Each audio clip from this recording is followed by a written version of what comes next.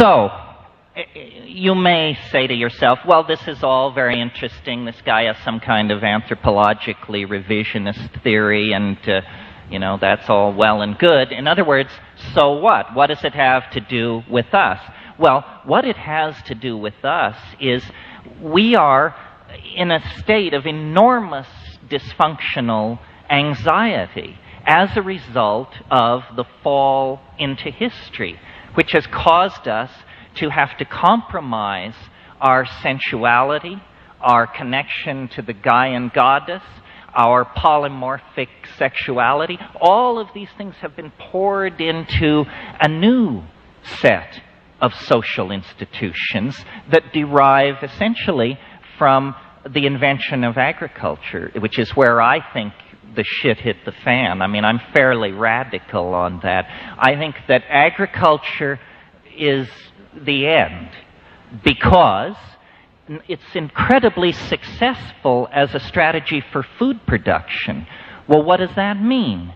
It means you can't be nomads anymore. Oh no, you have to build a stone tower to put the grain in. And you have to make sure you can haul large rocks up on top of your tower to drop on people whose grain crop wasn't as big as yours was. We see this at Jericho. The most advanced building in the world of 10,000 BC was the grain tower at Jericho. And it was defensive, and it bespeaks, the primal paranoia. Once people stopped moving across the land, once they violated it with the blade of the plow, then you get sedentary populations. The division between the profane world of the city and the wilderness outside. That's the moment when the division between the unconscious and the conscious mind comes into play. And an entire set of institutions arise then. Male kingship, standing armies, role specialization, slavery, women as chattel, so forth and so on. I mean, we are the unhappy inheritors of this hideous plunge into dysfunctionality. Now, why is it such a hideous plunge into dysfunctionality to live without psilocybin or close relatives thereof?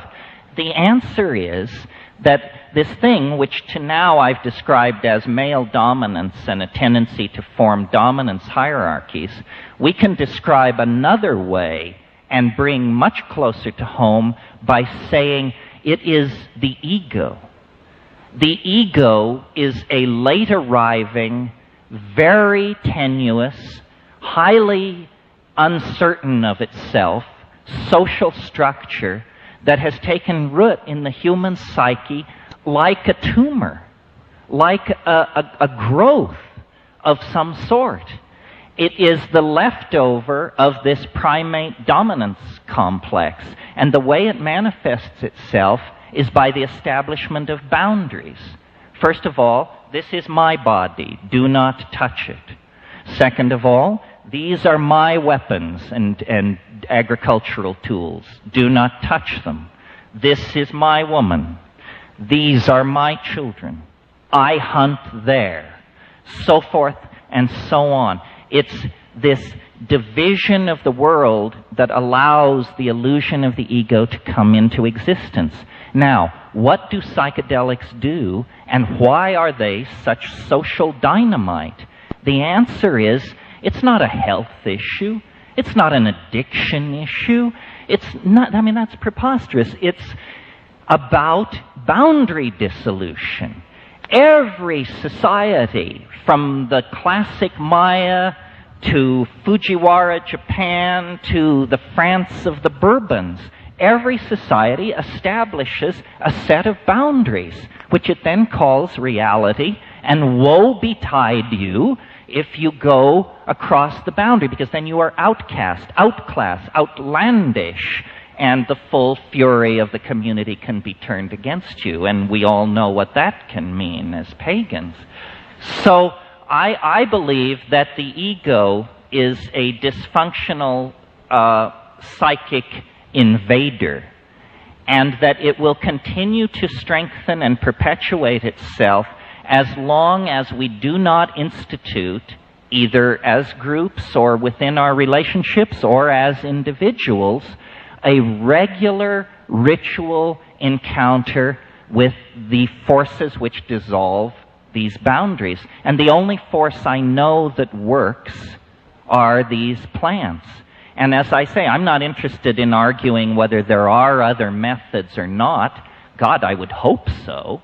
But anything I ever looked into, and I shopped the spiritual supermarket from stem to stern, was horse shit as far as I could see. Now,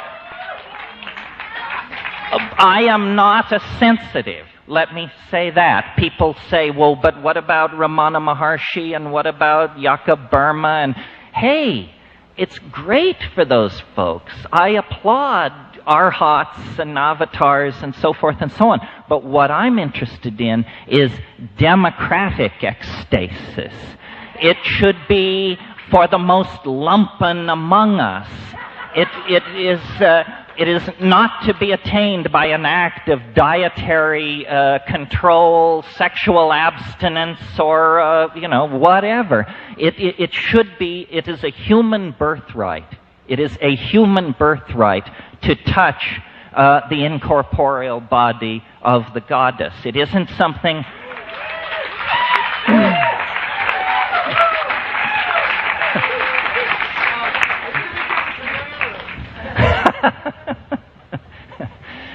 So, well, let's see. Where can we go from here? I say all this, if you're interested, I say it better than I'm saying it here, in my book, Food of the Gods, which was not written for you people. It's an argument for people who do not know a great deal about drugs, may never have taken drugs, but through some miracle have managed to maintain an open mind.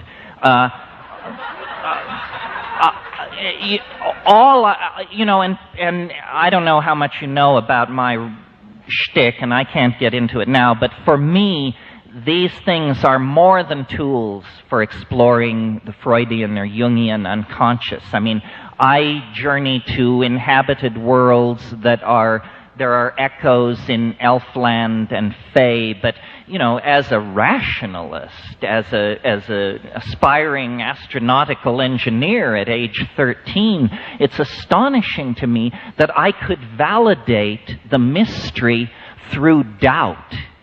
Through doubt.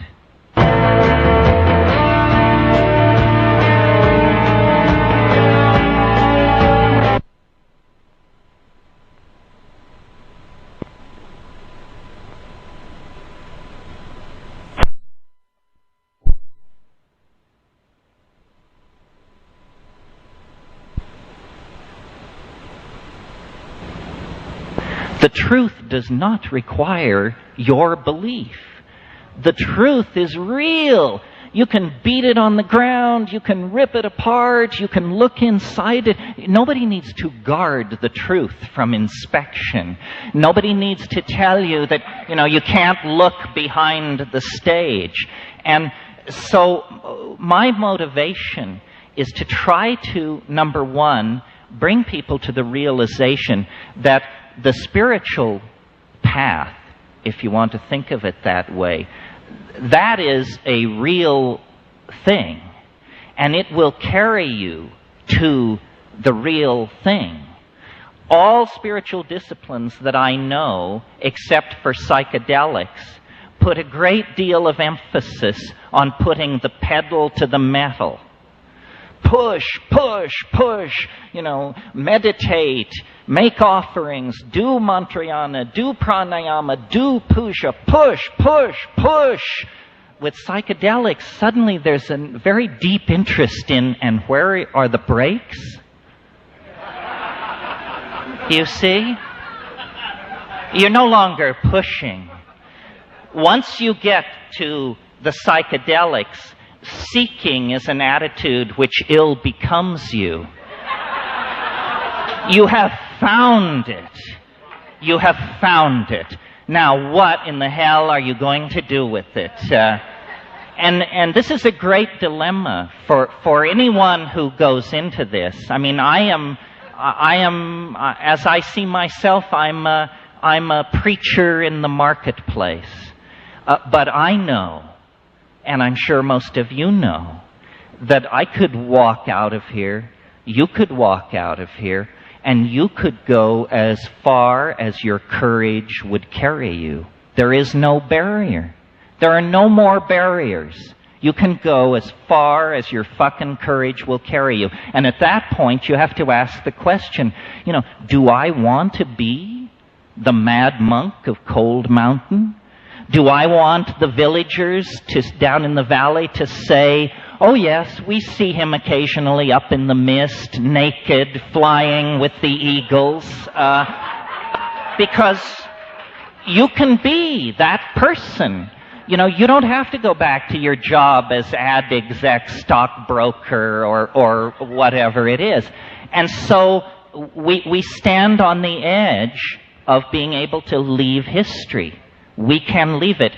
We tend to forget, because our lives are so brief, that what we call the psychedelic experience is very, very new on the plate of Western occultism and science. I mean, hashish did not make great inroads into medieval Europe. That all came later in the 18th and 19th century. Chloroform, ether, these things don't cut it. Mescaline was synthesized for the first time in 1888.